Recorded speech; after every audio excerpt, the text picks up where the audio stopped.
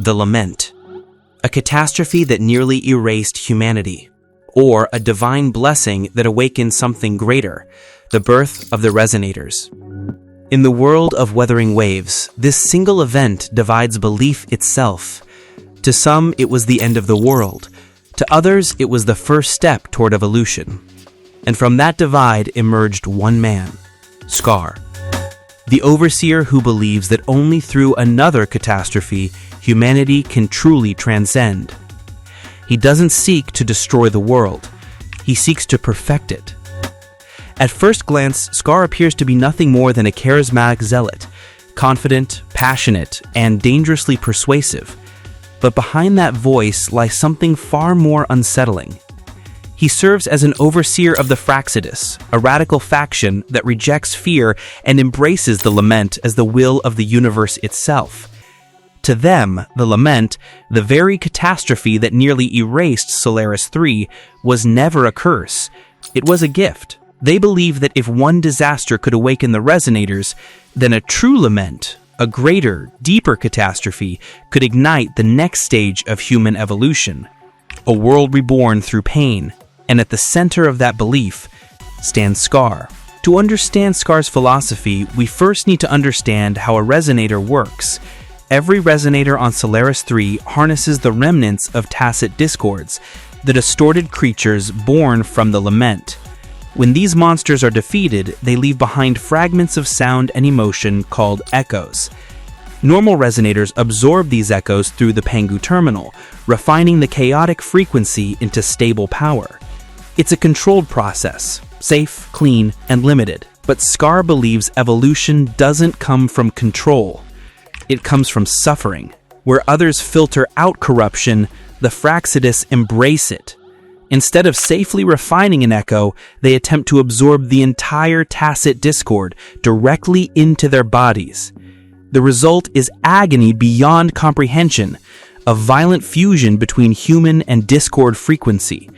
The process tears at both the mind and the flesh, forcing the resonator to confront every fragment of fear, rage, and despair that the discord once embodied.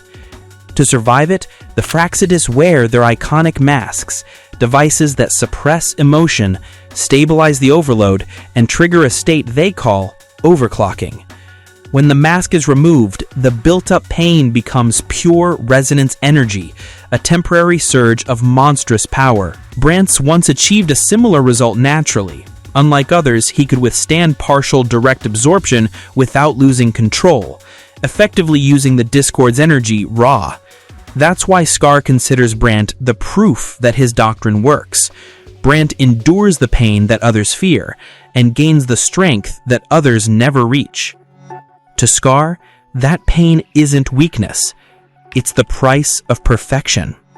Now, to really understand why Scar thinks like this, we need to go back to his past. There's this story he tells called the Black Lamb, a lamb that tried to help the shepherd but was misunderstood, cast out, and forgotten. Once upon a time, in a peaceful village, lived a flock of carefree lambs. In the day, they toiled for food. At first, it sounds like a simple parable, but when you start connecting the dots, it lines up almost perfectly with Geshu Lin, the former general who disappeared after trying to save his people.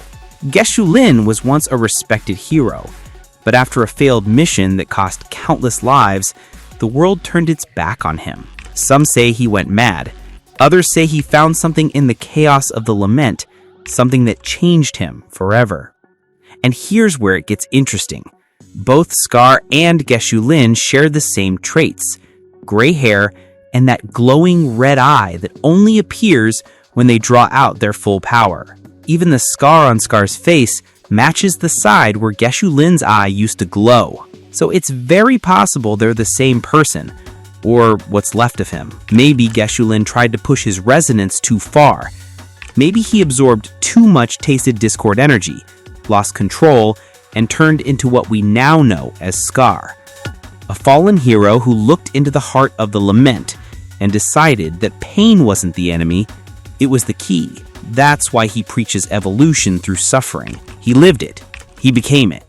See, Scar isn't just some guy sitting around preaching about evolution, he's doing something about it.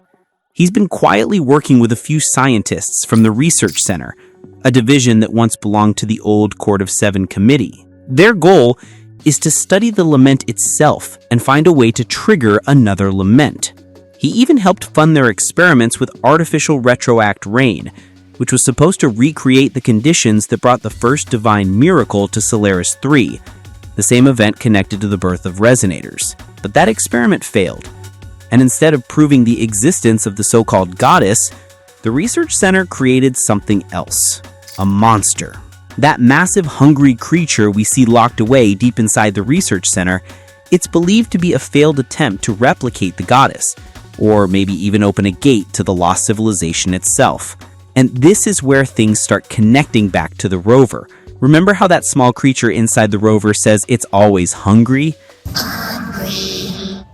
That's the same phrase used in the research logs to describe the failed experiment.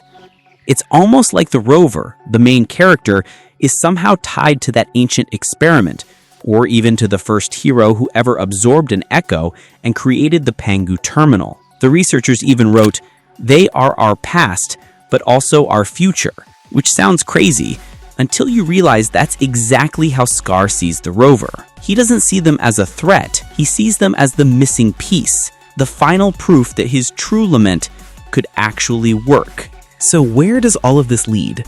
For Scar, everything, the pain, the experiments, the chaos, it all points toward one goal, the true lament. To him, the first lament was just the beginning, a trial run.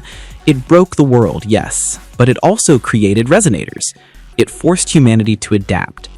Now he wants to do it again, but bigger.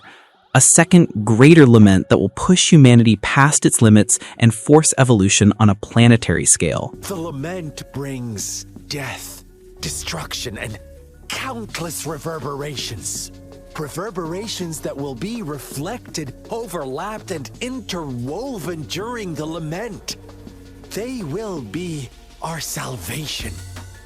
The only path to a new life form and a new civilization. He doesn't see himself as a villain. In his mind, he's the architect of progress, the one willing to bear the sins needed to bring about perfection. And his eyes are set on one person, the rover. Scar believes the rover holds the key to evolution itself, the perfect being capable of absorbing even the strongest tacit discords without losing control. He's convinced that when the rover finally understands what they really are, their origin, their connection to the first hero of Solaris 3, they'll join him willingly. In one of his most chilling lines, Scar says the rover will stand beside him with no hesitation.